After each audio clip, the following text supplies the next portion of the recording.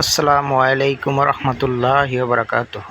আমরা আজকে পাকাবো আমড়া কারি। আমড়া কারি পাকানোর জন্য এলাচ, দারচিনি, লং দিয়ে তার মধ্যে পেঁয়াজ ছেড়ে দেব। কিছুক্ষণ নাড়াচাড়া করে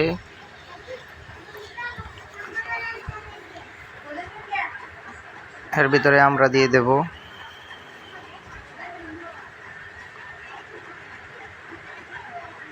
আমড়াটাকে ভালো করে মিক্স করে নেব। তারপর লবণ,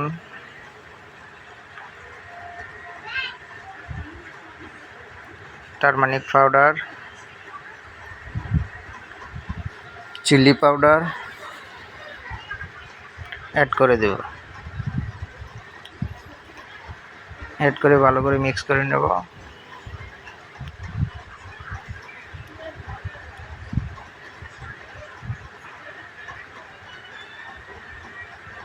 পাঁচ মিনিট কষিয়ে আবার নাড়াচাড়া করে দেব।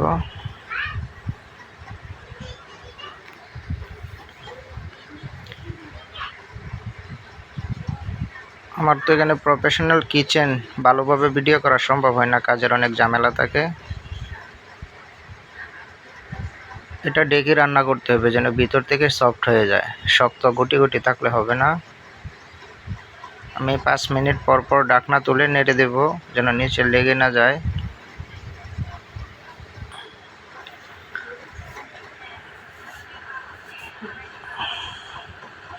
এটা তো শ্রীলঙ্কান কারি, বেশি মশলা অ্যাড করা যাবে না। এটার মধ্যে শুধু হলুদ আর মরিচ গুঁড়ো অ্যাড করা যাবে, লং, দারচিনি, এলাচ, লবণ, এটুকু। এই যে আদা সেদ্ধ হয়ে গেছে, কিছু আমরা ভেঙে গেছে, কিছু আস্ত আছে।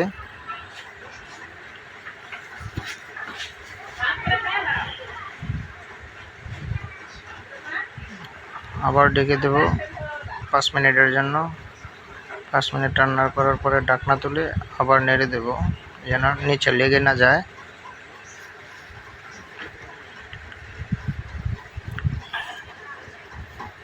দেখেন কি সুন্দর একটা কালার চলে আসছে।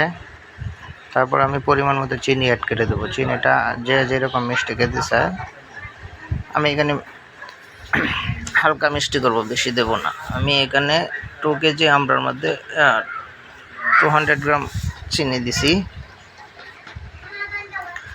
আনুমানিক। এখানে মেপে দেওয়ার সময় নাই।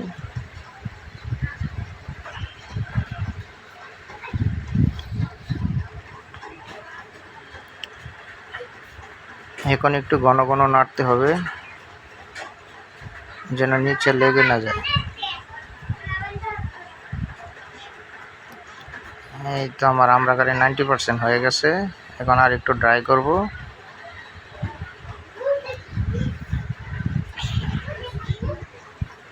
এই তো তৈরি হয়ে গেল মজাদার আমড়া কারি রেসিপি।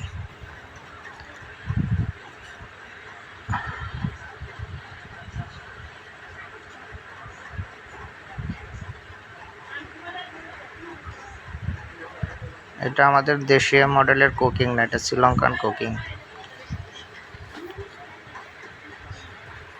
যেভাবে পাকিয়ে খাইছি অনেক ভালো লাগে, আপনারা খেয়ে দেখবেন।